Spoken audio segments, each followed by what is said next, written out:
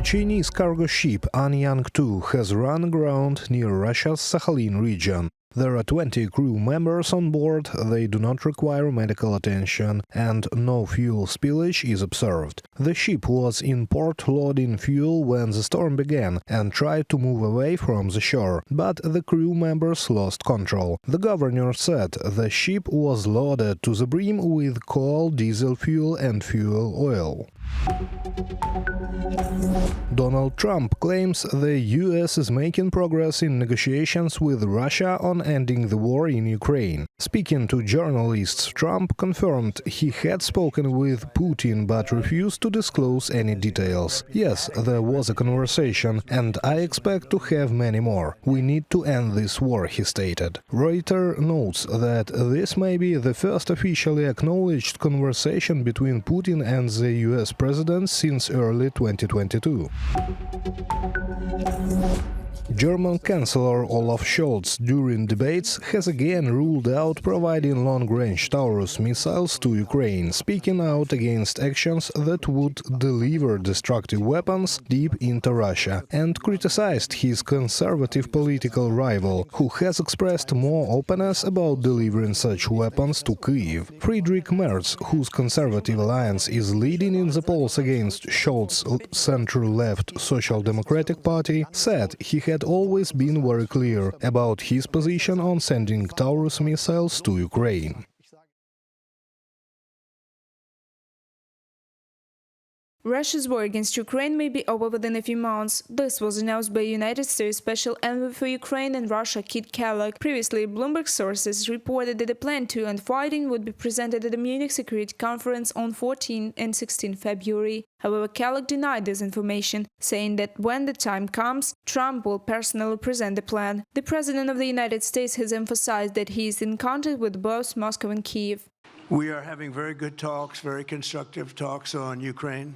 And we are talking to the Russians. We're talking to the Ukrainian leadership. I want to see that end, and I want to see it end for one simple reason: the life of young people being absolutely obliterated on both sides. This is an absolute slaughter that's taking place on the beautiful farmlands of Ukraine, and we have to stop it. The White House has also prioritized the creation of leverage over Moscow in the preparation of peace talks. On 10 January, the administration of the previous U.S. President Joe Biden introduced a large-scale package of sanctions targeting Russia's oil and gas sector. On the 7th of February, Bloomberg reported that the restrictions are already bringing the first results, and the price per barrel of Russian oil has fallen below $60. This mark is referred to as a pay in their hole for the economy of the aggressor country. Trump's team admits to increasing pressure in this industry. The pressure just can't be military. You have to put economic pressure, you have to put diplomatic pressure, some type of military pressures and levers that you're going to use underneath those to make sure this goes where we want it to go. You could really increase the sanctions, especially the latest sanctions targeting oil production and exports. It's opened the aperture way high to do something. Keith Kellogg, United States Special Envoy for Ukraine and Russia, in an interview with the New York Post. Washington's pressure is already pushing Russia to take part in the talks, experts believe. Since Donald Trump's inauguration, the Kremlin has repeatedly stated its supposed readiness to take part in them. Earlier, Putin said that because the 5-year term of the Ukrainian president had come to an end, he allegedly could not participate in the talks. Now Moscow is ready to ignore this fact. Analysts say the Russian Federation's willingness to negotiate adds concretization to the peace progress. Lately, there has been no ultimatum from Russia, and that's because Trump has sent quite a few tough signals to Moscow. Either you agree to negotiations in a peaceful way, or things will take a turn for the worse. He also outlined some pressure tools on Russia. Additionally, it's clear that Putin wants negotiations with Trump and is even willing to engage in talks with Zelenskyy for that reason. So there are already clear signs of progress from Russia. Russia is ready for negotiations without any preconditions or ultimatums, at least for now. A peace plan to end Russia's war against Ukraine will be developed exclusively with Kyiv participation. This was stated by Volodymyr Zelenskyy. According to him, this issue was discussed with Trump even before his inauguration. Also, the president of Ukraine urged not to pay attention to various throw-ins about the draft peace plan and wait for the official results. Reported by Alexander Zaslavets and Andriy Dmitrenko, UATV News.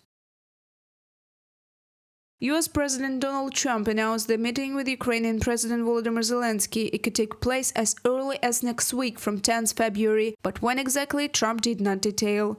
I will probably be meeting with President Zelenskyy next week, and I will probably be talking to President Putin. I'd like to see that war end for one primary reason. They're killing so many people. You're losing millions of people on a battlefield. No further details have been announced by Donald Trump. Ukrainian President Volodymyr Zelenskyy in turn said that during his meeting with his American counterpart Donald Trump, he primarily wants to discuss security guarantees. In an interview with Reuters, Zelenskyy stated that this is important for him to have negotiations with Trump before the US president meets with Putin. Otherwise, it will look like a dialogue about Ukraine without Ukraine. I think that, firstly, it is not fair to Ukraine. Secondly, we'll have no real prospects for ending the war, even the end of the hot phase of this war. It is important for partners to discuss their issues first and only then have a conversation with the enemy. I think that this is the context in which we should act. The head of the office of the President of Ukraine, Andriy Yermak, has spoken about the importance of communication with the new White House team. According to him, it's necessary to develop a common position with partners because it's impossible to form any plans to achieve peace without Ukraine. We want that Americans to look to us, not just to democracy, which they helped and to survive during this terrible war, Russia against Ukraine, but look to us as a very important, very interested strategic partner in the future. For us, it's the line, it's the strategy of President Zelenskyy. The US president did not specify where Donald Trump and Volodymyr Zelenskyy might meet, but answering the question, he made it clear that he was not planning to go to Ukraine himself, and perhaps the talks will take place in Washington. In February, Ukraine is expecting a visit by the United States Special Envoy for Ukraine and Russia, Kit Kellogg. This will probably take place after the Munich Security Conference, which will be held on 14-16 February. The Office of the President of Ukraine said that Kellogg's visit would provide the United States with full information on the Russian aggression against Ukraine, in particular on the situation on the battlefield, data on mobilization, as well as on the delivery of weapons and equipment. Reported by Alexandra Zaslavets, Natalia Husak, Volodymyr Shtengel of UATV News.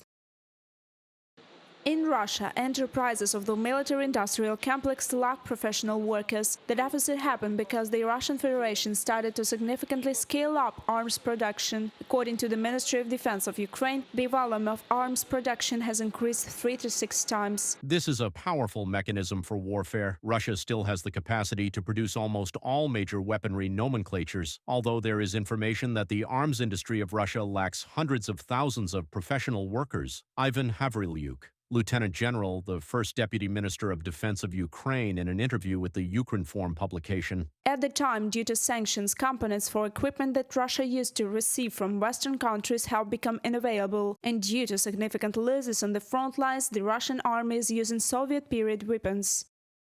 Instead of modern tanks, mostly Soviet-designed vehicles are sent to the front. The same applies to artillery and multiple rocket launchers. But even old weapons are still weapons. Even T-62 or T-55 are also tanks. The aggressor's logic is simple, not to spend on something that can be refilled from old stockpiles at some point. The main thing is quantity. Ivan Havrilyuk, Lieutenant General, the first Deputy Minister of Defense of Ukraine, in an interview with the Ukrinform publication.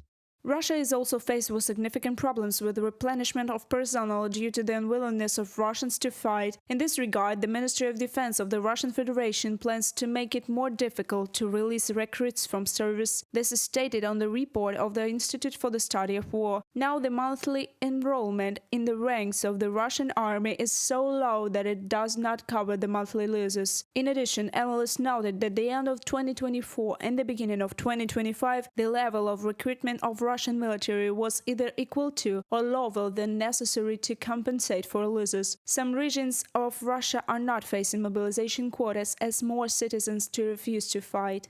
Регионы соревнуются. Regions compete with each other to see who will give the most payouts. There is an acute shortage of stormtroopers. While in the past there were hot storms of prisoners sent there by Prigozhin, now things are a bit different with the recruitment of prisoners. But that doesn't change the fact that new people are needed to go on these attacks. To encourage more people to go to the war, the Russian Ministry of Defense intends to revise the medical criteria for military service and reclassify them as less significant, allowing more people to be declared fit for service. The Ministry of Defense of the Russian Federation proposed reclassifying syphilis, hypertension, central nervous system atrophy disorders, skin diseases, schizophrenia, psychotic disorders, affective disorders, and other health problems as more minor ailments that do not disqualify someone from service. From the Institute for the Study of War report. Astra reports that those who do not want to go to the front are now placed in special camps in the Russian Federation. Refusers are handcuffed to beds inside the barracks. One such camp was reported to the publication by relatives of one of the victims. The tent camp was rented by people in military uniform on the base of 74th Separate Guards Motor Rifle Brigade of Kuzbas. Let us recall that in recent months, Russia has suffered huge losses in its war against Ukraine. According to the Ukrainian Armed Forces General Staff, the invaders' losses per day range from 1,300 to 2,200 servicemen. Reported by Alexandra Zaslavets, Victoria Smirnova, UATV News.